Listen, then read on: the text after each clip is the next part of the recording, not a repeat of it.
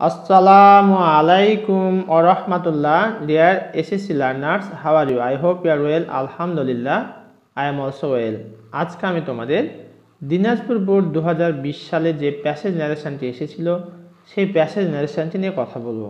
আজকে মূলত আমি যে বিষয়গুলি নিয়ে কথা বলবো সেটি হচ্ছে এই পুরো প্যাসেজটি বাংলা অর্থ বলে দেব, পাশাপাশি প্যাসেজ ন্যারেশন করার নিয়ম কি, কিভাবে সেটি ইনডাইরেক্ট ন্যারেশন করা হচ্ছে সেই বিষয়গুলি বলবো, আর যেখানে যে রুলস প্রয়োজন সেই নিয়মগুলো আমি ব্যাখ্যা করে দেব। যাদের একটু প্রবলেম আছে একটু মনোযোগ দিয়ে ক্লাসটি প্রথম থেকে শেষ পর্যন্ত দেখো, ইনশাআল্লাহ আশা করি তুমি ভালো বুঝতে পারবে। চলো আমরা শুরু করি। Change the narrative style of the following text. এখানে ডাইরেক্ট ন্যারেশনে দেওয়া আছে, আমাকে ইনডাইরেক্ট ন্যারেশন করতে হবে। পরীক্ষায় পরীক্ষক ইনডাইরেক্ট থেকে ডাইরেক্টও দিতে পারে, সেক্ষেত্রে তোমাদের দুটো বিষয়ের ক্ষেত্রেই পূর্ণ ধারণা রাখতে হবে। ওকে, আমরা শুরু করি। আই হ্যাভ গট, প্রথমে আমি বাংলা অর্থটি বলবো। I have got GPA 5 in the SSC examination, set Samir. Samir বলল যে আমি SSC পরীক্ষায় GPA 5 পেয়েছি। Congratulations brother, I said. আমি তখন বললাম ভাই আপনাকে অভিনন্দন। What do you intend to do now? What do you intend? Intend হচ্ছে ইচ্ছা পোষণ করা। আপনি কি ইচ্ছা পোষণ করেন বা তুমি কি ইচ্ছা পোষণ করো, টু ডু নাও, এখন কি করতে তুমি ইচ্ছা পোষণ করো। I wish to study science group, আমি বিজ্ঞান গ্রুপ নিয়ে পড়াশোনা করতে চাই। ইন এ রিপুটেড কলেজ, একটা ভালো কলেজে। রিপুটেড হচ্ছে যশস্বী, খ্যাত, স্বনামধন্য, এরকম একটা প্রতিষ্ঠানে কলেজে পড়াশোনা করতে চাই। I have a mind, আমার একটা ইচ্ছা আছে, to get admission in BUET, অর্থাৎ বুয়েটে ভর্তি হওয়ার তার একটা ইচ্ছা আছে। আফটার মাই HSC পরীক্ষার পর। স্বামীর রিপ্লাই, স্বামীর উত্তর দিল। এই ছিল আমাদের প্যাসেজটির বাংলা অর্থ। এবার আমরা প্যাসেজ ন্যারেশনটি কিভাবে করে ইনডাইরেক্ট ন্যারেশনে রূপান্তর হচ্ছে সেই বিষয়টি এখন আমরা দেখব।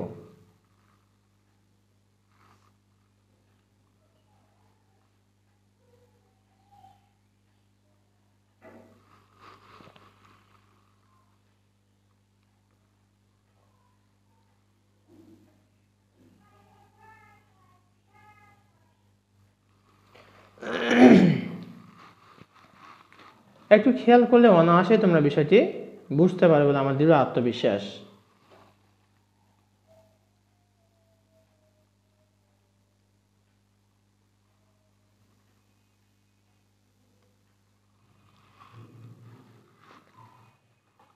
I have got GPA 5 in the SSC examination, said Samir. Samir এখানে বললো, তাহলে এখানে কি লিখবো? Samir told me, reporting verb change করে টোল্ড করতে হয়। তাহলে এখানে কি লিখলাম? Samir told me। এখানে মিটা কোথায় পেল প্রশ্ন হতে পারে তোমাদের, সেক্ষেত্রে আমি বলবো এই যে সামির বলল যে আমি SSC পরীক্ষা GPA 5, কাকে বললো? পরের বাক্যে দেখো, কনগ্রাচুলেশনস ব্রাদার, আই সেড, আমি বললাম। তাহলে এখানে আমি আছি আর সামির আছে আর কি। তাহলে সামির টোল্ড মি, সামির আমাকে বলল that I have got GPA 5 in the SSC examination. এটা হচ্ছে তোমার প্রেজেন্ট পারফেক্ট টেন্স, তাহলে কোন টেন্স হবে? পাস্ট পারফেক্ট টেন্স হয়ে যাবে। একটু খেয়াল করো, সহজেই বুঝতে পারবে। Samir told me that he had got GPA 5 in the SSC examination, অর্থাৎ I have got GPA 5 in the SSC examination, এটি রয়েছে প্রেজেন্ট পারফেক্ট, হয়ে যাবে পাস্ট পারফেক্ট টেন্সের পরিবর্তন অনুসারে। এর হচ্ছে কনগ্রাচুলেশনস ব্রাদার, আই সেড, আমি তাকে অভিনন্দন জানালাম আর কি। তাহলে এটা একটা ভকেটিভ কেস, ব্রাদার কমান্ডে দেওয়া আছে, ভাইকে সম্বোধন করে বলছে যে আই সেড, আমি বললাম অভিনন্দন ভাই। তাহলে এখানে এখানে যেহেতু সম্বোধন করছে, এই ভকেটিভ কেসের কারণে অ্যাড্রেসিং লিখতে হবে। তো যাকে সম্বোধন করছে তারপর অবজেক্টিভ ফর্মটি বসাতে হবে, addressing him as brother, addressing him as brother.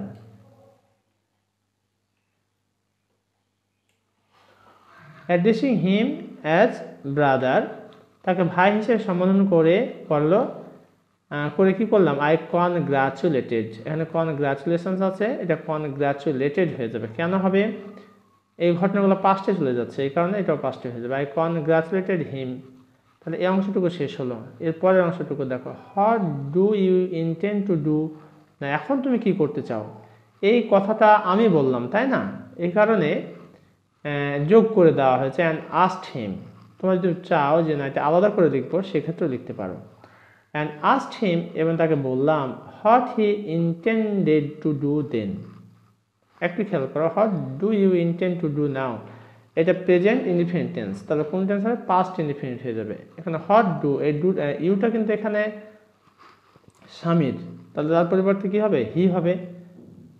Asked him what he intended, ইন্টেন্ডের past form intended, to do, আর নাও থাকলে কি হয়? দেন হয়। What he intend to do then.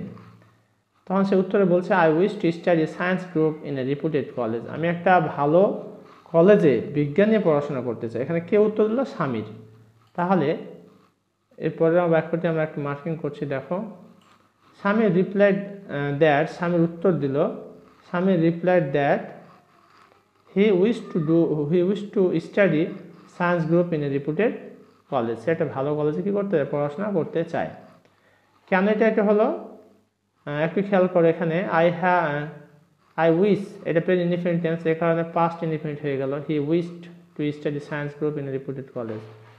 I have a mind, আমার একটা মন আছে, ইচ্ছা আছে, to get admission in BUET after my HSC. Swami replied. সর্বশেষ বাক্যটা একটু খেয়াল করলে আমরা বুঝতে পারবো কত সহজ। হি অ্যাডেড দ্যাট, এখন প্রশ্ন হলো হি অ্যাডেড কেন হলো? যেহেতু এখানে I wish to study science group in a reputed college. I have got a mind to get admission in BUET. এই পরপর দুটি উক্তিকে বলছে এখানে স্বামীর এখানে কোট করেছে, যার কারণে এখানে হি অ্যাডেড দ্যাট লেখা হয়েছে। অর্থাৎ একই বক্তা যখন বারবার বলে, তখন সেকেন্ডের ক্ষেত্রে আমরা অ্যাডেড দ্যাট লিখতে পারি, অলসো সেড দ্যাট লিখতে পারি, এগেন সেড দ্যাট লিখতে পারি, ফার্দার সেড, এই কথাগুলো লিখতে পারি। এর জন্য কে যদি না লিখে মাস কাটা যায়, ব্যাপারটা এরকম নয়। তুমি জাস্ট টেন্সটা ঠিক রেখে চেঞ্জ করতে পারলেই চলবে আর কি। He added that he had a mind, I have a mind, এটা হচ্ছে প্রেজেন্ট ইনডিফিনিট টেন্স। হ্যাভের পাস্ট ফর্ম হয়ে গেল had. He had a mind to get admission in BUET after his HSC.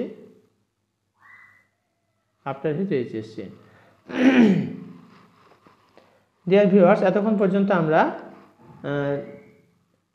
2020 সালে দিনাজপুর বোর্ডে যে প্যাসেজ ন্যারেশনটি এসেছিল সেটি নিয়ে আমরা বিস্তারিত কথা বলেছি। আশা করছি তোমরা অনেকটাই এখান থেকে উপকৃত হবে। আর কোথাও কোনো প্রবলেম হয়ে থাকলে আমাকে কমেন্ট করে জানিয়ে দাও। ইনশাআল্লাহ I will try my best to give you comment reply. আর তোমাদের কাছে আমার একটা পোলাইট রিকোয়েস্ট, যারা আমার চ্যানেলটি সাবস্ক্রাইব করো নাই, please subscribe my channel and press the bell icon button. Thank you very much for watching this video.